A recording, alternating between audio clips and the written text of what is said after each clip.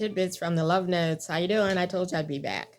Alrighty now, let me tell you that this message today that we're going to share a little about is from Ephesians 1 to 13.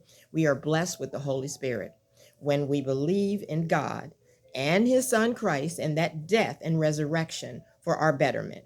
Our sin gets wiped away. Now, if we think we all that in a cup of chips, then, we'll get nothing. We got to figure it all out.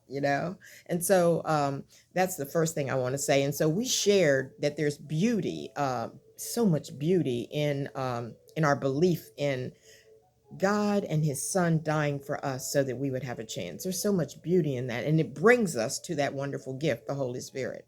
And it touches upon our lives because true, Romans 5:3-5 tells us that we will have trials, but the Holy Spirit will help us get through those trials. And so I'm saying we will have trials, as is life, but the Holy Spirit gives us an enduring spirit that creates in us a pure heart of betterment, and it's very hopeful. It's not walking around talking about, oh, I don't know what's going to happen. This is terrible. I think I'm going to lose everything. I'm going to die. You meet people like that everything is just the end because they don't have anything but themselves, and they're not enough.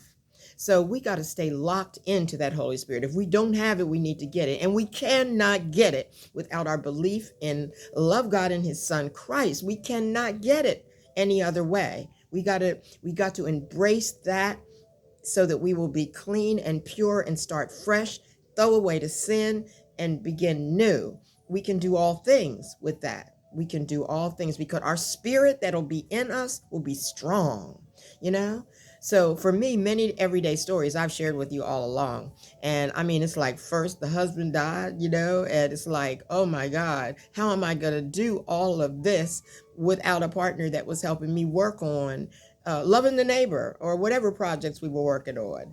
And we were setting up different businesses and stuff. How am I going to do it? Hey, and it happened. And then I was worrying about this little tiny cooler somebody gave me, my neighbor, when she moved. And then I needed a larger cooler. Don't you know, a stranger brought it to the door.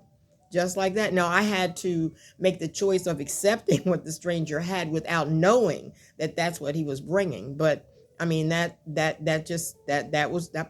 worked out too. I'm thankful for that my heart was such that I put him ahead of myself and was able to accept give him what I had, and what he had was actually better for me. So then the car died, that got replaced, and then the ceilings fell in 2 places. I mean, that is scary if you've ever seen that. So I've shared these stories with you before, but I'm just saying, that's what I'm talking about. What happens when the Holy Spirit embodies you, and gets in you because of your belief in God and his son and the resurrection for the sin to be removed, and you get fresh and clean and new and saved in a new way. You're a new person.